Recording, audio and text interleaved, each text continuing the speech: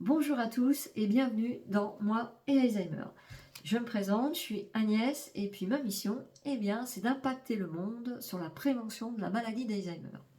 Donc aujourd'hui, je vais te parler des différents facteurs qui font que la maladie s'invite dans ton jardin à ton insu. Alors il y a la preuve scientifique qui dit que les deux facteurs sont la protéine Tau et le peptide bêta-amyloïde. Je te le lis parce que je suis incapable de te le dire comme ça. Qui font que ton cerveau empêche ton cerveau de fonctionner correctement. Et il y a aussi d'autres facteurs un peu plus émotionnels, je dirais. Et là, je vais m'appuyer sur un livre que j'aime bien, qui est de Jacques Martel, et qui s'appelle Le Grand Dictionnaire des malaises et des maladies. Et je vais aller au chapitre Alzheimer. Et je vais te lire tout simplement ce qu'il est écrit. Donc, cette maladie des temps modernes, caractérisée principalement par le désir inconscient de terminer sa vie, d'en finir une fois pour toutes, de quitter ce monde ou de fuir ma réalité, est due à l'incapacité chronique d'accepter de faire face à cette même réalité ou de relever le défi des situations de la vie. Car j'ai peur et j'ai mal. Et là, si je m'appuie sur les 13 ans d'expérience que j'ai eue avec ma maman, ma maman avait la blessure de l'abandon. Et comment c'est arrivé? C'est tout simple. Quand elle était petite, elle avait 5 ans, c'était la guerre, sa mère devait travailler, et pour ça, elle avait mis sa fille, ma mère, en pension chez un de ses oncles. Et elle avait mis sa sœur en pension chez un autre oncle. Et ma mère a toujours reproché à sa sœur d'avoir été en pension chez cet oncle parce que c'était mieux en fait. Elle préférait cet oncle-là. Enfin, c'est ce qu'elle disait. Je ne sais pas si c'était vrai. Je pense que voilà, les situations étaient différentes, tout simplement. Et sa maman a fait du mieux qu'elle pouvait. Et je pense que comme elle était l'aînée, elle a placé sa fille dans cette famille-là parce que c'était plus facile pour ces gens-là de l'accueillir. Et cette blessure de l'abandon, donc ma maman a cru que sa mère l'avait abandonnée quelque part. Et cette blessure de l'abandon a toujours poursuivi ma maman. Pour la bonne et simple raison, moi j'ai retracé l'histoire de ma maman par des photos, par des écrits, parce qu'elle m'a laissé des journalings qui dataient de 1985. Donc tu vois, j'ai quand même un bel historique de tout ça. Et j'ai retrouvé une photo. Une photo.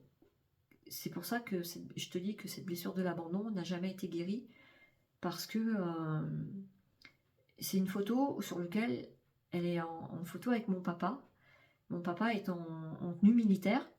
Et derrière cette photo, ma maman a marqué « Souvenir d'une maudite journée ». Et tu sais c'est quoi cette journée? C'est le jour où mon père est parti à la guerre d'Algérie. Alors, tu vois le rapport entre la guerre, quand elle a vécu la guerre, quand elle avait 5 ans, et mon papa qui part à la guerre. Et rebelote une blessure d'abandon.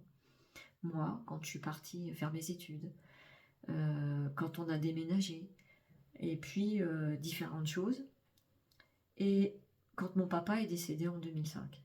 Et là, c'est là qu'elle a fait demi-tour et qu'elle n'a pas lutté, tu vois. Quand je dis relever des situations, le défi des situations de la vie, car j'ai peur et j'ai mal.